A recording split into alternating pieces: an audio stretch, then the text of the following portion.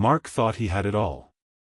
A beautiful home in the suburbs of Chicago, a successful career as an architect, and most importantly, his wife Sarah, the woman he'd fallen for the moment he saw her laughing with friends at a coffee shop 5 years ago.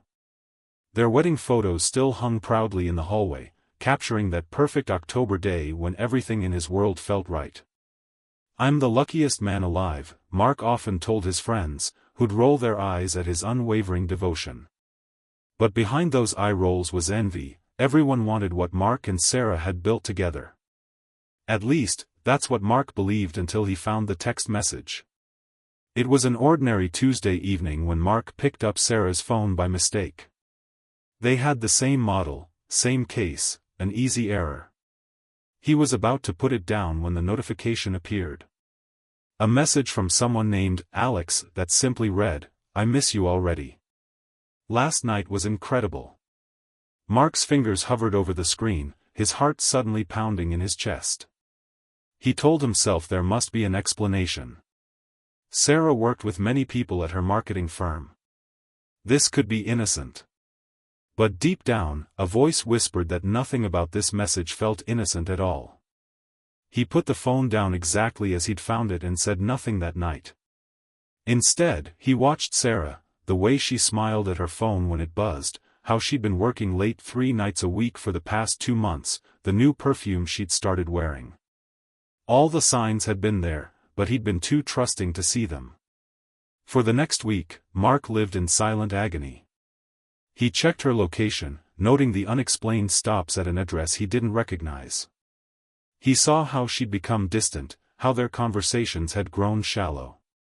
The woman who once shared every detail of her day now offered only vague summaries before retreating to another room to catch up on work emails. Then came the business trip, a weekend conference in Boston that Sarah had been selected to attend. Mark nodded and helped her pack, all while the doubt ate away at him like acid. That night, after dropping her at the airport, he made a decision that would change everything. Instead of returning home, Mark drove to the address he'd seen on Sarah's location history. It was an upscale apartment building downtown, modern, expensive, exactly the kind of place that would appeal to Sarah's taste. He sat in his car for hours, questioning if he really wanted to know the truth. As midnight approached, he finally gathered the courage to approach the doorman. "I'm looking for Alex," Mark said, surprised by the steadiness in his voice. "I believe he lives here." The doorman nodded. "Mr. Alexander in 1402. Would you like me to call up?" Mark shook his head. "No need. I'm an old friend. Just wanted to confirm the address before I reach out." Walking back to his car, Mark felt his world crumbling around him. There was an Alex.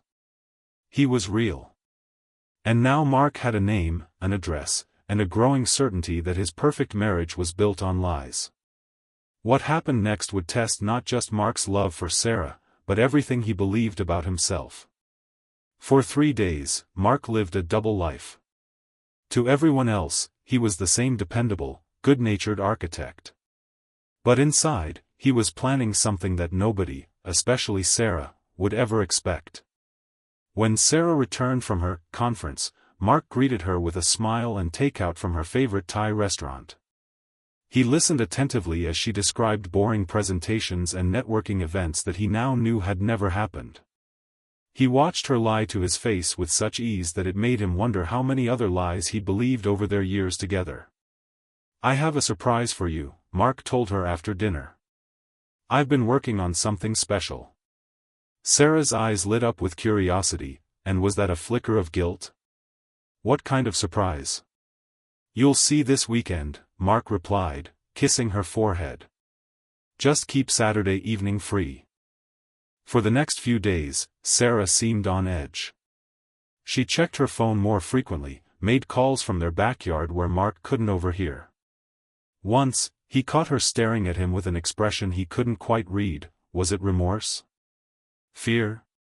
Or was she simply calculating her next move? Saturday arrived, and Mark suggested Sarah wear the blue dress he'd always loved. "Where are we going?" she asked repeatedly, but Mark only smiled mysteriously. He drove them downtown, toward the lake, to one of Chicago's most exclusive restaurants, the kind that required reservations months in advance. "Mark, how did you get a table here?" Sarah gasped as they pulled up to the valet. "I have my ways," he said, taking her hand as they walked inside. The maitre d' greeted them by name and led them to a private dining room overlooking the water. The table was set beautifully, with candles and flowers and a bottle of champagne already chilling. "This is incredible," Sarah whispered, looking around in awe. "But what's the occasion?" Mark took a deep breath. 5 years, 2 months, and 14 days of marriage. That's the occasion. Sarah's smile faltered slightly. "You've been counting?" "Every day," Mark replied, pouring champagne into her glass. "Every single day with you has mattered to me." As they ate, Mark was the perfect husband, attentive, charming, reminiscing about their favorite memories together. Sarah gradually relaxed, laughing at his jokes, reaching across the table to touch his hand. For a moment, it almost felt like before the lies, before Alex, before everything changed. After dessert, Mark reached into his pocket and pulled out a small velvet box. Sarah's eyes widened. "Mark, what is this?" "Open it," he said softly. With trembling fingers, Sarah lifted the lid to reveal a stunning diamond necklace, elegant, expensive, exactly her taste. "It's beautiful," she whispered, tears forming in her eyes. "But I don't deserve this." Mark took the necklace and moved behind her to fasten it around her neck. "You know," he said, his lips close to her ear, "that's exactly what I thought too." Before Sarah could respond, the door to their private dining room opened. A waiter entered, followed by a man Sarah clearly recognized. The color drained from her face as Alex, tall, handsome, expensively dressed, stood awkwardly in the doorway. What is this?" Sarah stammered, looking frantically between Mark and Alex. Mark returned to his seat, his expression calm. "I thought we should all have dinner together. After all, we have so much to talk about." The silence that followed was deafening. Sarah's hands shook so badly she had to put down her champagne glass. Alex remained frozen by the door, clearly unprepared for this confrontation. "Please, sit down," Mark gestured to the empty chair he'd arranged. "The night is just beginning." What happened in that dining room over the next hour would leave everyone at the table forever changed. But it wasn't the confrontation anyone expected, least of all Sarah. Instead of rage or accusations, Mark calmly placed a folder on the table. Inside were divorce papers, already signed by him, along with documents showing he'd transferred half of their assets to Sarah. There were also printed screenshots of text messages, hotel receipts, and photos taken by the private investigator he'd hired. "I'm not going to humiliate you," Mark said quietly. "I'm not going to scream or throw things or demand explanations. That's not who I am." Sarah began to sob, mascara running down her cheeks. "Mark, please, I can explain." "I don't need explanations," Mark interrupted. "What I needed was honesty. Respect.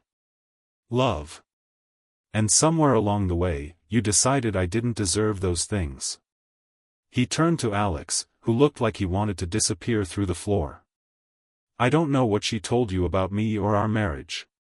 But I hope you realize that someone who can lie to their spouse for months can just as easily lie to you." Mark stood up, buttoning his jacket. "The bill is paid. The papers need your signature, Sarah, but there's no rush. I've moved my things to a new place. You can keep the house for now." "You're just leaving?" Sarah asked incredulously. "After 5 years, you're walking away without a fight?" Mark paused at the door. "That's where you're wrong.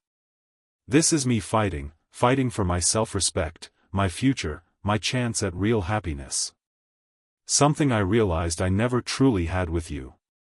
As Mark walked out of the restaurant that night, people stared. Not because they knew what had happened, but because of the strange, peaceful expression on his face. He had lost his wife, his home, and the future he'd planned, yet somehow, he looked like a man who had found rather than lost something essential.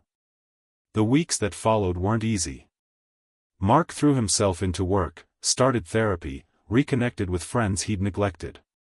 Some nights, alone in his new apartment, the pain would hit him so hard he could barely breathe.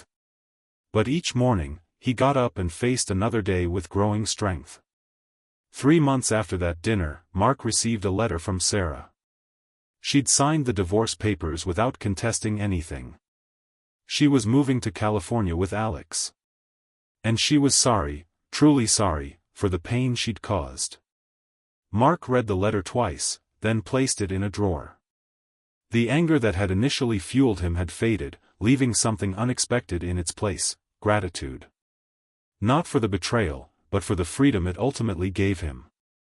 Freedom from lies, from doubt, from a relationship that had become a beautiful facade hiding an ugly truth.